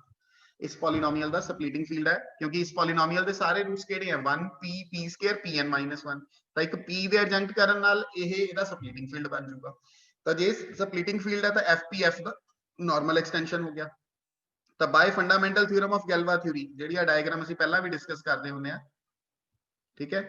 f ਹੈ, f ਤੋਂ ਬਾਅਦ fp ਤੋਂ ਬਾਅਦ e, ਇਹੀ ਕੰਟੇਨਮੈਂਟ ਅਸੀਂ ਬਣਾਈ ਸੀਗੀ। ਤਾਂ ਜਿੰਨਾ ਇੱਧਰ ਫੀਲਡ ਉੱਪਰ ਹੁੰਦਾ ਹੈ ਉਹਨਾਂ ਉਹਦਾ ਕੋਰਸਪੋਂਡਿੰਗ ਗੈਲਵਾ ਗਰੁੱਪ ਨੀਚੇ ਹੁੰਦਾ ਹੈ। ਤਾਂ ਇਸੇ ਤਰ੍ਹਾਂ ਜੇ fp f ਦਾ ਨਾਰਮਲ ਐਕਸਟੈਂਸ਼ਨ ਹੈ ਤਾਂ ਫਿਰ ਅਸੀਂ ਇਹ ਪੜ੍ਹਦੇ ਹੁੰਦੇ ਆ ਇੱਧਰ ਕਿ ਜੇ ਇਹ ਇੱਧਰ ਨਾਰਮਲ ਐਕਸਟੈਂਸ਼ਨ ਹੈ ਤਾਂ ਇਹਦੇ ਕੋਰਸਪੋਂਡਿੰਗ ਇੱਧਰ ਗੈਲਵਾ ਗਰੁੱਪਸ ਦੇ ਵਿੱਚ ਵੀ ਕੀ ਰਿਲੇਸ਼ਨ ਹੋਏਗਾ, ਇਹ ge by fp ge by f ਦਾ ਕੀ ਬਣ ਜਾਏਗਾ, normal sub. But ge by fp ਦਾ ਐਬਿਲੀਅਨ ਹੈ, why abelian, because e by fp ਕਿਉਂਕਿ ਜਿਹੜਾ e ਹੈਗਾ ਉਹ ਅਸੀਂ ਹੁਣੀ ਵੈਰੀਫਾਈ ਕੀਤਾ ਹੈਗਾ, e ਇਸ ਪੋਲੀਨੋਮੀਅਲ ਦਾ ਕੀ ਹੈਗਾ, ਸਪਲਿਟਿੰਗ ਫੀਲਡ, ਇਹ ਗਿਵਨ ਹੈਗਾ ਸਾਨੂੰ।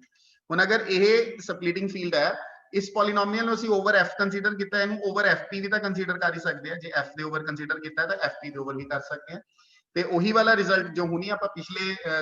ਪਾਰਟ ਦੇ ਵਿੱਚ ਡਿਸਕਸ ਕੀਤਾ ਕਿ ਜਿਹੜਾ ਇਸ ਪੋਲੀਨੋਮੀਅਲ ਦਾ ਸਪਲਿਟਿੰਗ ਫੀਲਡ ਹੁੰਦਾ ਹੈ, ਇਸ ਨੂੰ ਅਸੀਂ ਓਵਰ fp ਲਿੱਤਾ ਹੋਇਆ। ਓਵਰ fp ਲੈਣਾ ਕਿਉਂ ਜ਼ਰੂਰੀ ਹੈ, ਉਹਦਾ ਰੀਜ਼ਨ ਇਹ ਹੈ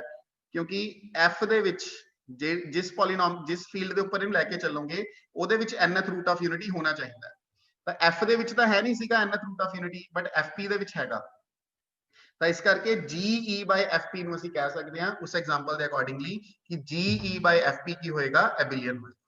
ਔਰ ਅਗਰ ge by fp ਐਬਿਲੀਅਨ ਹੈ ਤਾਂ ਅਸੀਂ ਇੱਕ ਕੰਪੋਜੀਸ਼ਨ ਸੀਰੀਜ਼ ਬਣਾਉਂਦੇ ਆ, e contained in ge by fp,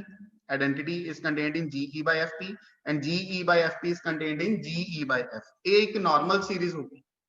ਕਿਵੇਂ ਨਾਰਮਲ ਸੀਰੀਜ਼ ਹੋਗੀ, ਕਿਉਂਕਿ e ਆਇਡੈਂਟੀਟੀ ਹੈ, ਆਬਵੀਅਸਲੀ ਇਹਦਾ ਨਾਰਮਲ ਸਬ ਗਰੁੱਪ ਹੈ। ਇਹ ਅਸੀਂ ਵੈਰੀਫਾਈ ਕੀਤਾ ਹੁਣੀ, ge by fp ਇਹਦਾ ਨਾਰਮਲ ਸਬ ਗਰੁੱਪ ਹੈ। ਤਾਂ ਜਦੋਂ ਸੀਰੀਜ਼ ਬਣਦੀ ਹੁੰਦੀ ਹੈ ਔਰ ਪਿਛਲੇ ਵਾਲਾ ਗਰੁੱਪ ਅਗਲੇ ਵਾਲੇ ਗਰੁੱਪ ਦਾ ਨਾਰਮਲ ਸਬ ਗਰੁੱਪ ਹੋਵੇ ਤਾਂ ਅਸੀਂ ਇਹਨੂੰ ਬੋਲਦੇ ਹਾਂ ਨਾਰਮਲ ਸੀਰੀਜ਼। ਤੇ fundamental theorem of Galois theory ਦੇ ਅਕੋਰਡਿੰਗਲੀ ਆ ਵਾਲਾ ਰਿਜ਼ਲਟ ਅਸੀਂ ਅਪਲਾਈ ਕਰਦੇ ਆ। ਦੇਖੋ ਇਹਨਾਂ ਦੋਵਾਂ ਦਾ ਕੰਪੋਜੀਸ਼ਨ ਬਣਾ ਲੈਂਦੇ ਆ, ਡਿਫਾਈਨਡ ਹੈ ਕੰਪੋਜੀਸ਼ਨ ਕਿਉਂਕਿ ਇਹ ਦਾ ਨਾਰਮਲ ਸਬ ਗਰੁੱਪ ਹੈ। ge by fp ge by f the normal sub group ਹੈ। ਤਾਂ ਇਹ ਵਾਲੀ ਕੰਪੋਜੀਸ਼ਨ ਕੁਐਸਚਨ ਗਰੁੱਪ ਵਾਲੀ ਡਿਫਾਈਨਡ ਹੈ। ਜੇ ਨੀਚੇ ਵਾਲਾ ਨਾਰਮਲ ਸਬ ਗਰੁੱਪ ਹੋਵੇ ਤਾਂ ਇਹ ਕੰਪੋਜੀਸ਼ਨ ਡਿਫਾਈਨਡ ਹੁੰਦੀ ਹੈ। ਔਰ fundamental theorem of Galois theory ਦਾ ਹੀ ਇੱਕ ਪੁਆਇੰਟ ਸੀਗਾ ਜਿਹੜਾ ਇਹ ਸੁਜੈਸਟ ਕਰਦਾ ਸੀ ਕਿ ਇਹ ਕੰਪੋਜੀਸ਼ਨ ਫਿਰ ਕਿਹਦੇ ਆਈਸੋਮੋਰਫਿਕ ਹੁੰਦੀ ਹੈ, gfp by f ਦੇ ਆਈਸੋਮੋਰਫਿਕ। ਤੇ ਫਿਰ ਇਹ ਵਾਲਾ ਰਿਜ਼ਲਟ ਅਸੀਂ ਯੂਜ਼ ਕਰਦੇ ਹਾਂ। ਹੁਣ ਇਸ ਰਿਜ਼ਲਟ ਨੂੰ ਇਹਦੇ ਨਾਲ ਤੁਸੀਂ ਕਿਵੇਂ ਕੰਪੇਅਰ ਕਰਨਾ ਹੈ, ਇਹ ਜਿਹੜਾ ਰਿਜ਼ਲਟ ਅਸੀਂ ਪ੍ਰੂਫ ਕੀਤਾ ਹੋਇਆ ਹੈ it is particularly for the rationals. But ਇਸ ਰਿਜ਼ਲਟ ਦੇ ਪ੍ਰੂਫ ਵਿੱਚ ਜੇ ਅਸੀਂ ਪਾਰਟਿਕੂਲਰਲੀ ਰੈਸ਼ਨਲ ਨੂੰ ਕੱਢ ਕੇ ਅਸੀਂ ਉਰੇ ਆਪਣੇ ਕੋਲ f ਫੀਲਡ ਲੈ ਲਈਏ, ਠੀਕ ਹੈ, ਤਾਂ ਉਰੇ ਅਕੋਰਡਿੰਗਲੀ ਕੀ ਬਣ ਜਾਊਗਾ, fp ਤੇ ਓਮੇਗਾ ਦੀ ਬਜਾਏ ਅਸੀਂ p ਨੋਟੇਸ਼ਨ ਰੱਖੀ ਹੋਈ ਹੈ। ਤਾਂ ਇਸ ਸਾਰੇ ਦੇ ਵਿੱਚ ਇਸੇ ਤਰ੍ਹਾਂ ਹੀ ਕਰਨਾ ਹੈ, ਸਿਰਫ q ਦੀ ਜਗ੍ਹਾ ਤੁਸੀਂ ਰਿਪਲੇਸ ਕਰ ਲਓ f। ਤਾਂ ਇਹੀ ਸਾਰਾ ਰਿਜ਼ਲਟ ਤੁਸੀਂ ਐਸ ਸੱਚ ਜਿਵੇਂ ਇਹਨੂੰ ਪ੍ਰੂਫ ਕੀਤਾ ਸੀਗਾ ਪ੍ਰੀਵੀਅਸ ਲੈਕਚਰਸ ਦੇ ਵਿੱਚ, ਉਰੇ ਤੁਸੀਂ ਇਹਨੂੰ ਵੀ ਵੈਰੀਫਾਈ ਕਰ ਸਕਦੇ ਹੋ। ਔਰ ਇਸ ਰਿਜ਼ਲਟਸ ਦੀਆਂ ਡਿਡਕਸ਼ਨਸ ਇਹ ਸੀਗੀਆਂ ਫਿਰ Q omega is the splitting field of phi n x ਜਿਹੜੀ cyclotomic ਹੁੰਦੀ ਸੀ and also of xn minus 1. Further Q omega by Q the dimension phi n ਜਿਹੜਾ ਕਿ ਗੈਲਵਾ ਗਰੁੱਪ ਦਾ ਆਰਡਰ ਤੇ ਮੇਨ ਪੁਆਇੰਟ ਇਹ ਡਿਡਕਸ਼ਨ ਸੀਗੀ ਕਿ ਜਿਹੜਾ G Q omega by Q ਹੈ ਜਿਹੜਾ ਇਹ ਗੈਲਵਾ ਗਰੁੱਪ ਹੈ ਉਹ Z by n star ਕੀ ਹੁੰਦਾ multiplicative group formed by the units of Z by n. ਇਸ ਦੇ ਵਿੱਚ Z by n ਸੈੱਟ ਦੇ ਜਿੰਨੇ ਵੀ ਯੂਨਿਟਸ ਹੈ ਜਿੰਨੇ ਇਨਵਰਟੀਬਲ ਐਲੀਮੈਂਟਸ ਹੈ ਉਹ ਹੁੰਦੇ ਆ ਤਾਂ ਇਹਦੇ ਆਈਸੋਮੋਰਫਿਕ ਹੁੰਦਾ ਇਹ ਰਿਜ਼ਲਟ ਅਸੀਂ ਪਹਿਲਾਂ ਪ੍ਰੂਫ ਕੀਤਾ ਸੀਗਾ ਪ੍ਰੀਵੀਅਸ ਲੈਕਚਰਸ ਦੇ ਵਿੱਚ ਸੋ ਇਹਨਾਂ ਨੂੰ ਦੋਵਾਂ ਨੂੰ ਜੇ ਕੰਪੇਅਰ ਕਰੀਏ G Q omega by Q ਹੈ ਔਰ ਉਹਦੇ G FP by F ਹੈ ਸੋ ਇਨ ਜਨਰਲ ਇਸ ਰਿਜ਼ਲਟ ਨੂੰ ਜੇ ਪ੍ਰੂਫ ਕਰਨਾ ਹੋਵੇ ਕਿਸੇ ਫੀਲਡ ਉੱਪਰ ਇਸ ਤਰ੍ਹਾਂ ਵੀ ਵੈਰੀਫਾਈ ਹੋ ਸਕਦਾ ਹੈ ਤੇ ਕਿਉਂਕਿ ਇਹ ਜਿਹੜੀ ਪੋਲੀਨੋਮੀਅਲ ਹੁੰਦੀ ਹੈ xn - 1 ਇਹ ਉਹਦੇ ਅਸੀਂ ਪਾਰਟਿਕੂਲਰਲੀ ਓਵਰ Q ਲਿੱਤੀ ਹੋਈ ਸੀ ਤੇ ਇਸ ਨੂੰ ਕਿਸੇ ਵੀ ਫੀਲਡ ਓਵਰ ਵੀ ਲੈ ਸਕਦੇ ਕਿਉਂਕਿ ਮੈਂ ਪਹਿਲਾਂ ਵੀ ਦੱਸਿਆ ਇਹਦੇ ਦੋ ਹੀ ਕੋਐਫੀਸ਼ੀਐਂਟ ਹੈ 1 ਐਂਡ -1 ਔਰ ਇਹ ਦੋਵੇਂ ਐਲੀਮੈਂਟ ਕਿਸੇ ਵੀ ਫੀਲਡ ਵਿੱਚ ਹੁੰਦੇ ਸੋ G Q omega by Q ਨੂੰ ਅਸੀਂ ਵੈਰੀਫਾਈ ਕੀਤਾ ਸੀ Z by n star ਦੇ ਆਈਸੋਮੋਰਫਿਕ ਹੈ so accordingly G FP by FB ਕੀ ਹੋ ਗਿਆ isomorphic to Z by n star ਔਰ ਜਿਹੜੇ ਇਹ Z by n ਦੇ ਯੂਨਿਟਸ ਦੀ ਕਲੈਕਸ਼ਨ ਵਾਲਾ ਗਰੁੱਪ ਹੁੰਦਾ ਹੈ ਇਹ ਇੱਕ ਐਬਿਲੀਅਨ ਗਰੁੱਪ ਹੁੰਦਾ ਹੈ ਤਾਂ ਇਸ ਕਰਕੇ G FP by FB ਕੀ ਹੈ ਇੱਕ ਐਬਿਲੀਅਨ ਗਰੁੱਪ ਹੈ ਤਾਂ ਹੁਣ ਦੇਖੋ ਅਸੀਂ ਕੀ ਵੈਰੀਫਾਈ ਕੀਤਾ ਇਸ ਲੈਮਾ ਦੇ ਵਿੱਚ ਅਸੀਂ ਆਹ ਵਾਲਾ ਜਿਹੜੀ ਕੰਪੋਜੀਸ਼ਨ ਸੀਰੀਜ਼ ਹੈ ਉਹ ਬਣਾਈ ਸੀਗੀ ਇਹ ਇੱਕ ਨਾਰਮਲ ਸੀਰੀਜ਼ ਬਣਾਈ ਸੀ ਇਹ ਇਸ ਨਾਰਮਲ ਸੀਰੀਜ਼ ਦੇ ਵਿੱਚ ਜਿਹੜੇ ਫੈਕਟਰਸ ਬਣਨੇ ਸੀਗੇ ਉਹ ਕਿਹੜੇ ਬਣਨੇ ਸੀ GE by FP ਠੀਕ ਹੈ ਜਿਹੜੇ ਫੈਕਟਰਸ ਬਣਦੇ ਹੁੰਦੇ ਆ by E ਪਹਿਲਾ ਇਹ ਬਣੇਗਾ ਕਿਉਂਕਿ E ਇਹਦਾ ਨਾਰਮਲ ਸਬ ਗਰੁੱਪ ਹੈ ਇਹ ਫੈਕਟਰ ਬਣੇਗਾ ਔਰ ਇਹ ਵਾਲਾ ਫੈਕਟਰ ਵੀ ਕੀ ਆਇਆ ਐਬਿਲੀਅਨ ਕਿਉਂਕਿ ਅਸੀਂ ਪਹਿਲਾਂ ਹੀ ਲਿਖਿਆ ਹੈਗਾ ਦੇਖੋ GE by FP by E ਅਗਰ ਕਰੋਗੇ ਤਾਂ ਇਹ ਵਾਪਸ ਇਹੀ ਆ ਜਾਊਗਾ GE by FP ਔਰ ਉਹ ਐਬਿਲੀਅਨ ਹੈ ਫਿਰ ਅਸੀਂ ਇਹਨਾਂ ਦੋਵਾਂ ਦਾ ਫੈਕਟਰ ਬਣਾਇਆ ਜੋ ਅਗਲੇ ਪੇਜ ਤੇ ਡਿਸਕਸ਼ਨ ਹੋਈ ਹੈ ਇਹਨਾਂ ਦੋਵਾਂ ਦਾ ਫੈਕਟਰ ਬਣਾਇਆ GE by F over GE by FP ਇਹ ਇਹਦੇ ਆਈਸੋਮੋਰਫਿਕ ਆਇਆ FP by F ਤੇ FP by F ਨੂੰ ਵੀ ਅਸੀਂ ਕੀ ਪ੍ਰੂਫ ਕਰ ਲਿਆ ਐਬਿਲੀਅਨ ਹੈ ਤੇ ਇਹਦਾ ਮਤਲਬ ਜਿਹੜੀ ਕੰਪੋਜੀਸ਼ਨ ਸੀਰੀਜ਼ ਅਸੀਂ ਬਣਾਈ ਸੀ GE by F ਦੇ ਲਈ ਜਿਹੜੀ ਨਾਰਮਲ ਸੀਰੀਜ਼ ਬਣਾਈ ਸੀ ਉਸ ਦੇ ਫੈਕਟਰਸ ਕੀ ਹੈ ਐਬਿਲੀਅਨ ਹੈ ਵਿਦ ਐਬਿਲੀਅਨ ਫੈਕਟਰਸ ਤੇ ਲਾਸਟ ਐਲੀਮੈਂਟ ਕੀ ਹੈ ਟ੍ਰਿਵੀਅਲ ਗਰੁੱਪ ਠੀਕ ਹੈ ਸਟਾਰਟਿੰਗ ਟ੍ਰਿਵੀਅਲ ਗਰੁੱਪ ਹੈ ਔਰ ਐਂਡ ਦੇ ਵਿੱਚ ਕੀ ਹੈ GE by F ਸਰ ਆਵਾਜ਼ ਨਹੀਂ ਆ ਰਹੀ ਸੀ ਸੋ GE by F ਕੀ ਹੋ ਗਿਆ ਸੋਲਵੇਬਲ ਹੋ ਗਿਆ ਕਿਉਂਕਿ ਅਸੀਂ ਇਹ ਪੜ੍ਹਦੇ ਹੁੰਦੇ ਹਾਂ ਨਾਰਮਲ ਸੀਰੀਜ਼ ਦੇ ਵਿੱਚ ਅਗਰ ਫੈਕਟਰਸ ਐਬਿਲੀਅਨ ਨਿਕਲੇ ਆਉਣ ਤਾਂ ਉਹ ਜਿਹੜੇ ਗਰੁੱਪ ਹੁੰਦਾ ਫਿਰ ਜਿਸ ਦੀ ਨਾਰਮਲ ਸੀਰੀਜ਼ ਬਣਾਈ ਹੈ ਉਹ ਸੋਲਵੇਬਲ ਹੁੰਦਾ ਇਹ ਸੋਲਵੇਬਲ ਗਰੁੱਪਸ ਦੇ ਹੀ ਸਾਰੇ ਪੁਆਇੰਟਸ ਅਸੀਂ ਚੱਕੇ ਹੋਏ ਆ ਤਾਂ ਲੈਮਾ ਦਾ ਪ੍ਰੂਫ ਅਸੀਂ ਉਰੇ ਕੰਪਲੀਟ ਕਰ ਲਿਆ ਹੈ ਹੁਣ ਅੱਗੇ ਜਿਹੜਾ ਮੇਨ ਪ੍ਰੂਫ ਹੈ ਉਹਦੇ ਤੇ ਜਾਣ ਵਾਸਤੇ ਇਹ ਵਾਲੇ ਰਿਮਾਰਕ ਦੀ ਸਾਨੂੰ ਨਾਲ ਇੱਕ ਹੋਰ ਜ਼ਰੂਰਤ ਪਏਗੀ ਇਹ ਰਿਮਾਰਕ ਅਸੀਂ ਵਿਦਆਊਟ ਪ੍ਰੂਫ ਜਿਹੜਾ ਹੈ ਇਹ ਮੈਂ ਉਰੇ ਤੁਹਾਨੂੰ ਕਰਵਾ ਰਿਹਾ ਹੈਗਾ ਤੇ ਇਸ ਨੂੰ ਕਿਉਂਕਿ ਅਸੀਂ ਇਸ ਪ੍ਰੂਫ ਦੇ ਵਿੱਚ ਯੂਜ਼ ਕਰਨਾ ਹੈਗਾ ਸੋ ਇਸ ਰਿਮਾਰਕ ਦੀਆਂ ਕੰਡੀਸ਼ਨਸ ਮੈਂ ਇੱਕ ਵਾਰ ਐਕਸਪਲੇਨ ਕਰ ਦੇਣਾ ਕੀ ਹੈ if ER is a radical extension of F ਕਿਸੇ ਫੀਲਡ F ਦੀ ਰੈਡੀਕਲ ਐਕਸਟੈਂਸ਼ਨ ਹੈ ER with intermediate fields ਹੁਣ intermediate fields ਕਿਉਂ ਕਹਿ ਰਿਹਾ ਹੈਗਾ ਕਿਉਂਕਿ ਰੈਡੀਕਲ ਐਕਸਟੈਂਸ਼ਨ ਜਿਹੜੀ ਹੈ ਇਹ ਅਸੀਂ ਪੜਿਆ ਸੀ ਕਿ ਐਵੇਂ ਦੀ ਹੁੰਦੀ ਹੈ f of alpha 1 alpha 2 alpha n ਐਵੇਂ ਐਲੀਮੈਂਟਸ ਤੋਂ ਜਨਰੇਟ ਹੋ ਕੇ ਬਣੀ ਹੁੰਦੀ ਹੈ ਤੇ ਇਸ ਤੱਕ ਪਹੁੰਚਣ ਲਈ ਇਹਦਾ ਮਤਲਬ ਇੱਕ ਇੱਕ ਕਰਕੇ ਐਲੀਮੈਂਟ ਐਡਜੰਕਟ ਹੋਇਆ ਹੋਏਗਾ f of alpha 1 ਫਿਰ ਦੂਸਰਾ ਐਲੀਮੈਂਟ ਐਡਜੰਕਟ ਹੋਇਆ ਹੋਏਗਾ ਕਿਉਂਕਿ r ਐਲੀਮੈਂਟਸ ਐਡਜੰਕਟ ਕਰਨੇ ਆ ਤਾਂ ਇਹਦਾ ਮਤਲਬ ਇਹ e ਹੈ ਇਹ ਆਪਣਾ f ਹੈ e ਤੋਂ f ਤੋਂ e ਤੱਕ ਪਹੁੰਚਣ ਵਾਸਤੇ ਜਿਹੜੀਆਂ ਫੀਲਡਸ ਅਸੀਂ ਕੰਸੀਡਰ ਕਰ ਰਹੇ ਹਾਂ ਇਨ ਬਿਟਵੀਨ ਉਹ ਇਹ ਨੇ ਇਸ ਦਾ ਨਾਮ ਹੋ ਗਿਆ e1 ਇਸ ਦਾ ਨਾਮ ਹੋ ਗਿਆ e2 ਠੀਕ ਹੈ ਇਸੇ ਤਰ੍ਹਾਂ ਇਹ ਵਾਲੀ ਇਸ ਦਾ ਨਾਮ ਹੋ ਗਿਆ er ਜਿਸ ਚ r ਐਲੀਮੈਂਟਸ ਐਡਜੰਕਟ ਹੈ ਉਹ er ਹੋ ਗਿਆ ਤਾਂ f ਦਾ ਨਾਮ ਅਸੀਂ ਰੱਖਿਆ ਹੋਇਆ e0 ਤਾਂ e0 ਤੋਂ er ਤੱਕ ਪਹੁੰਚਣ ਲਈ ਇਨ ਬਿਟਵੀਨ ਆ ਸਾਰੀਆਂ ਫੀਲਡਸ ਆਪਣੇ ਕੋਲ ਪੈ ਰਹੀਆਂ ਨੇ e1 ਤੋਂ ਲੈ ਕੇ er- ਔਰ ਇਹ ਅਸੈਂਡਿੰਗ ਆਰਡਰ ਚ ਲਿਖੀਆਂ ਹੋਈਆਂ ਤਾਂ ਮਤਲਬ e1 ਤੋਂ ਵੱਡਾ e2 ਹੈ e2 ਤੋਂ ਵੱਡਾ e3 ਹੈ ਤਾਂ ਕੀ ਕਹਿੰਦਾ ਇਸ ਰੈਡੀਕਲ ਐਕਸਟੈਂਸ਼ਨ ਦੇ ਕੋਰਸਪੋਂਡਿੰਗ ਇੱਕ ਹੋਰ ਰੈਡੀਕਲ ਐਕਸਟੈਂਸ਼ਨ ਬਣਾ ਸਕਦੇ ਹਾਂ ਅਸੀਂ f ਦੀ ਇੱਕ ਰੈਡੀਕਲ ਐਕਸਟੈਂਸ਼ਨ ਤਾਂ ਇਹ ਬਣਾਈ ਹੋਈ ਹੈ ਇੱਕ ਹੋਰ ਬਣਾ ਸਕਦੇ ਹਾਂ ਇਸੇ f ਦੀ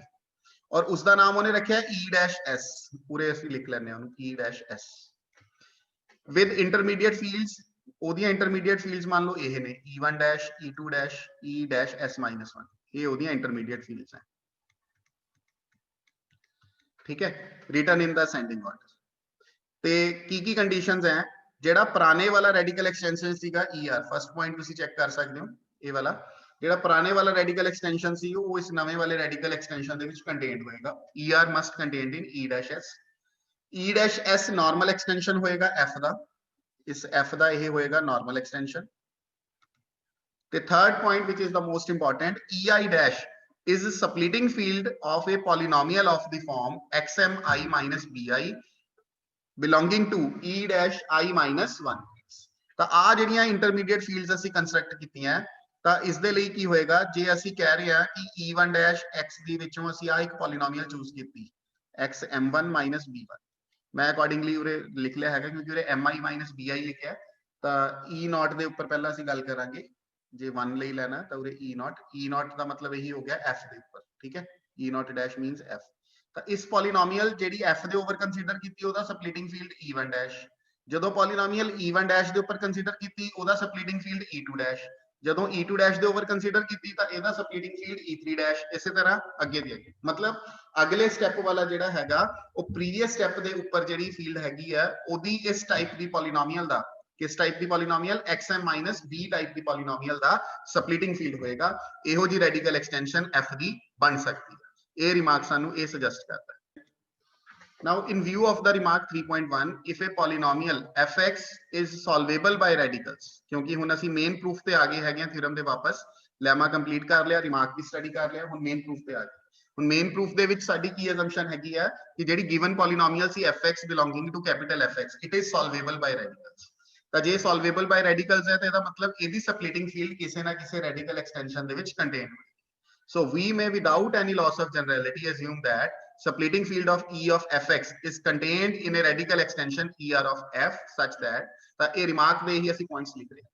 ਹੁਣ ਰਿਮਾਰਕ ਦੇ ਵਿੱਚ ਕੀ ਸੀਗਾ ਕਿ ER ਹੈ ਉਹਦੇ ਕੋਰਸਪੋਂਡਿੰਗ E dash s ਬਣਾਓ ਤਾਂ ਅਸੀਂ ਸਟਾਰਟਿੰਗ ਤੋਂ ਹੀ ਪਹਿਲਾਂ ਹੀ ਉਹੀ ਵਾਲਾ ਰੈਡੀਕਲ ਐਕਸਟੈਂਸ਼ਨ ਲੈ ਲਿਆ ਜਿਹੜਾ ਉਹ ਰਿਮਾਰਕ ਦੀਆਂ ਕੰਡੀਸ਼ਨਸ ਨੂੰ ਸੈਟੀਸਫਾਈ ਕਰਦਾ ਸੀ ਤਾਂ ਰਿਮਾਰਕ ਦੀਆਂ ਕੀ ਕੰਡੀਸ਼ਨ ਸੀਗੀਆਂ ਕਿ ਜਿਹੜਾ ER ਹੈ ਉਹ ਨਾਰਮਲ ਐਕਸਟੈਂਸ਼ਨ ਹੋਏਗਾ f ਦਾ ਦੂਸਰੀ ਕੰਡੀਸ਼ਨ फर्स्ट कंडीशन ਅਸੀਂ ਅਵੋਇਡ ਕਰ ਰਹੇ ਹਾਂ ਕਿਉਂਕਿ ਫਰਸਟ ਕੰਡੀਸ਼ਨ ਦੇ ਵਿੱਚ ਇਹ ਸੀਗਾ ਨਾ ਕਿ ਪੁਰਾਣੀ ਰੈਡੀਕਲ ਐਕਸਟੈਂਸ਼ਨ ਤੋਂ ਨਵੀਂ ਰੈਡੀਕਲ ਐਕਸਟੈਂਸ਼ਨ ਚ ਜਾਣਾ ਤਾਂ ਅਸੀਂ ਸਟਾਰਟਿੰਗ ਚ ਹੀ ਨਵੀਂ ਰੈਡੀਕਲ ਐਕਸਟੈਂਸ਼ਨ ਕੰਸੀਡਰ ਕਰ ਤਾਂ ER ਨਾਰਮਲ ਐਕਸਟੈਂਸ਼ਨ ਤੇ देयर एग्जिस्ट ਇੰਟਰਮੀਡੀਏਟ ਫੀਲਡਸ ਸੱਚ ਦੈਟ ਇੰਟਰਮੀਡੀਏਟ ਫੀਲਡਸ ਜਿਹੜੀਆਂ ਹੈ EI ਸਪਲਿਟਿੰਗ ਫੀਲਡ ਕਿਸ ਦਾ ਹੋਏਗਾ ਜਿਹੜੀ ਇਸ ਤੋਂ ਪ੍ਰੀਵੀਅਸ ਸਟੇਜ ਦੇ ਉੱਪਰ ਫੀਲਡ ਹੈ EI ਤੋਂ ਪ੍ਰੀਵੀਅਸ ਸਟੇਜ ਦੇ ਉੱਪਰ ਕਿਹੜੀ ਫੀਲਡ ਹੈ EI -1 ਉਹਦੀ ਇਸ ਪੋਲੀਨੋਮੀਅਲ ਦਾ ਕੀ ਹੋਏਗਾ ਸਪਲਿਟਿੰਗ ਫੀਲਡ ਹੋਏਗਾ ਤਾਂ ਇਹ ਰਿਮਾਰਕ ਦੇ ਵਿਊ ਦੇ ਵਿੱਚ ਇਹ ਸਾਰੀਆਂ ਆਪਣੇ ਕੋਲ ਕੰਡੀਸ਼ਨਸ ਜਿਹੜੀਆਂ ਹੈਗੀਆਂ ਜਨਰੇਟ ਹੋ ਤਾਂ ਇਹਦਾ ਮਤਲਬ ਇਹ ਆਪਣੇ ਕੋਲ ਚਾਰਟ ਹੈਗਾ ਇਹਨਾਂ ਫੀਲਡਸ ਦਾ f ਨੂੰ ਅਸੀਂ E0 ਮੰਨਿਆ ਸੀਗਾ ਠੀਕ ਹੈ ਫਿਰ E1 E2 ER -1 ਔਰ ER -1 ਫਾਈਨਲੀ ਕੰਟੇਨਡ ਹੋ ਗਿਆ ER ਦੇ ਵਿੱਚ ER ਜਿਹੜੀ ਕਿ ਰੈਡੀਕਲ ਐਕਸਟੈਂਸ਼ਨ ਹੈ ਤੇ EI ਜਿਹੜਾ ਹੈ ਉਹ ਨਾਰਮਲ ਐਕਸਟੈਂਸ਼ਨ ਹੋਏਗਾ EI -1 ਦਾ ਆਬਵੀਅਸਲੀ ਕਿਉਂਕਿ EI ਨੂੰ ਅਸੀਂ ਕੀ ਬੋਲ ਰਹੇ ਹਾਂ EI is splitting field of the polynomial over EI -1 ਤੇ ਜੇ EI ਸਪਲਿਟਿੰਗ ਫੀਲਡ ਹੈ of the polynomial over EI -1 ਤਾਂ ਇਹਦਾ ਮਤਲਬ ਕੀ ਹੋਇਆ ਕਿ ਜਿਹੜਾ EI ਹੈ ਉਹ EI -1 ਦਾ ਕੀ ਕੰਸੀਡਰ ਕੀਤਾ ਜਾ ਸਕਦਾ ਹੈ ਨਾਰਮਲ ਐਕਸਟੈਂਸ਼ਨ ਤਾਂ ਜੇ EI ਨਾਰਮਲ ਐਕਸਟੈਂਸ਼ਨ ਕੰਸੀਡਰ ਕੀਤਾ ਜਾ ਸਕਦਾ ਹੈ ਤਾਂ ਬਾਈ fundamental theorem of Galois theory ਸਾਡੇ ਕੋਲ ਕੀ ਹੋਊਗਾ ਫੰਡਾਮੈਂਟਲ ਥਿਊਰਮ ਬਾਅਦ ਚ ਹਲੇ ਅਪਲਾਈ ਹੋਏਗੀ ਪਹਿਲਾਂ ਇਹ ਸੀਰੀਜ਼ ਆ ਰਹੀ ਹੈ ਆਪਣੇ ਕੋਲ ਇਹ ਇੱਕ ਸੀਰੀਜ਼ ਬਣ ਗਈ ਹੈਗੀ ਤੁਸੀਂ ਦੇਖ ਸਕਦੇ ਹੋ ਇਹ ਕਿਵੇਂ ਬਣਾਈ ਹੈ ਉਸੇ ਤਰ੍ਹਾਂ ਹੀ ਕਿਉਂਕਿ ਇਹਨਾਂ ਨੂੰ ਐਜ਼ ਫਿਕਸਡ ਫੀਲਡਸ ਜੇ ਅਸੀਂ ਲੈ ਕੇ ਚੱਲੀਏ ER ਨੂੰ ਫਿਕਸਡ ਫੀਲਡ ER -1 ਨੂੰ E0 ਨੂੰ ਫਿਕਸਡ ਫੀਲਡ ਤਾਂ ER ਦੇ ਕੋਰਸਪੋਂਡਿੰਗ ਜਿਹੜਾ ਗੈਲਵਾ ਗਰੁੱਪ ਬਣੇਗਾ GER by ER ਯਾਨੀ ਉਹ ਆਇਡੈਂਟੀਟੀ ਹੋਏਗਾ ਔਰ ਇਹ ਪਹਿਲਾਂ ਵੀ ਐਕਸਪਲੇਨ ਕੀਤਾ ਹੈ ਕਿ ਫਿਕਸਡ ਫੀਲਡਸ ਦੇ ਵਿੱਚ ਜਿਹੜੀ ਕੰਟੇਨਮੈਂਟ ਹੈ ਉਹ ਤੋਂ ਰਿਵਰਸ ਕੰਟੇਨਮੈਂਟ ਹੁੰਦੀ ਹੈ ਗੈਲਵਾ ਗਰੁੱਪਸ ਸੋ ER -1 ਦੇ ਕੋਰਸਪੋਂਡਿੰਗ ਜਿਹੜਾ ਗੈਲਵਾ ਗਰੁੱਪ ਬਣੇਗਾ GER by ER -1 ER -2 ਦੇ ਕੋਰਸਪੋਂਡਿੰਗ ਇਹ ਬਣ ਜਾਏਗਾ ਔਰ ਫਾਈਨਲੀ F ਦੇ ਕੋਰਸਪੋਂਡਿੰਗ GER by F ਬਣ ਜਾਏਗਾ ਤਾਂ ਇਹ ਰਿਵਰਸ ਕੰਟੇਨਮੈਂਟ ਹੁੰਦੀ ਹੈ ਇਹਨਾਂ ਦੇ ਵਿੱਚ ਪਹਿਲਾਂ ਵੀ ਡਾਇਗਰਾਮ ਦੇ ਨਾਲ ਕਈ ਵਾਰ ਇਹ ਡਿਸਕਸ਼ਨ ਹੋ ਚੁੱਕੀ ਹੈ ਹੁਣ fundamental theorem of Galois theory ਕਿਵੇਂ ਯੂਜ਼ ਹੋ ਰਹੀ ਹੈ ਕਿਉਂਕਿ ਇਹਨਾਂ ਦੇ ਵਿੱਚ ਕੀ ਰਿਲੇਸ਼ਨ ਹੈ ਆਪਸ ਦੇ ਵਿੱਚ ਕੀ ਇਹ ਨਾਰਮਲ ਐਕਸਟੈਂਸ਼ਨ ਹੈ ER -1 ਦਾ ਨਾਰਮਲ ਐਕਸਟੈਂਸ਼ਨ ਹੈ ER -1 ER -2 ਦਾ ਇਸ ਤਰ੍ਹਾਂ ਚੱਲਦਾ ਪਿਆ ਤਾਂ ਇੱਧਰ ਵੀ ਫਿਰ ਆਹੀ ਨਾਰਮੈਲਿਟੀ ਹੁੰਦੀ ਹੈ ਠੀਕ ਹੈ ਤਾਂ ER by ER -1 normal sub group ਹੋਏਗਾ ER by ER -2 ਤੇ ER by ER -2 ਕਿਸ ਦਾ ਹੋਏਗਾ ER by ER -3 the so in general ER -I+1 ਵਾਲਾ ਕਿਸ ਦਾ ਹੋਏਗਾ GER -I the normal sub group ਤਾਂ ਅਗਰ ਇਹ ਆਪਸ ਵਿੱਚ ਸਾਰੇ ਨਾਰਮਲ ਸਬ ਗਰੁੱਪਸ ਹੈ ਤਾਂ ਇਹਦਾ ਮਤਲਬ ਇਹ ਇੱਕ ਨਾਰਮਲ ਸੀਰੀਜ਼ ਬਣ ਗਈ ਕਿਸ ਦੀ GER by F ਤਾਂ ਜਦੋਂ ਕੰਪੋਜੀਸ਼ਨ ਸੀਰੀਜ਼ ਬਣਾ ਕੇ ਉਹਦੇ ਵਿੱਚ ਜਦੋਂ ਜਿਹੜੇ ਗਰੁੱਪਸ ਹੈ ਉਹ ਅਗਲੇ ਤੋਂ ਅਗਲੇ ਦੇ ਨਾਰਮਲ ਸਬ ਗਰੁੱਪਸ ਆਉਣ ਲੱਗ ਜਾਂਦੇ ਆ ਤਾਂ ਅਸੀਂ ਇਹਨੂੰ ਕੀ ਬੋਲਦੇ ਆ ਇਹ ਨਾਰਮਲ ਸੀਰੀਜ਼ ਹੈ